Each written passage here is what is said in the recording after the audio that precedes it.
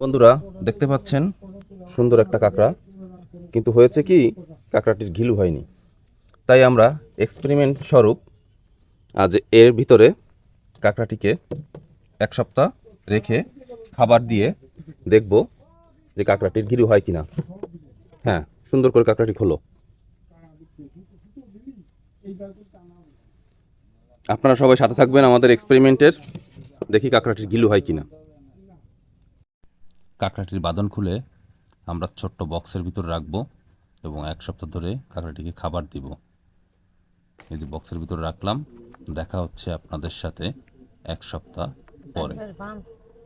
1 সপ্তাহ পর হাজির হয়ে গেলাম সে বাক্সটি নিয়ে।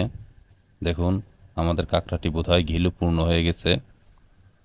প্রথমে যখন বাক্সতে রাখছিলাম তখন আমাকে সাহায্য করছিল আমার ভাগ্নে, কিন্তু এখন যেহেতু কেউ নাই তাই আমার একা একা ভিডিও করতে হচ্ছে।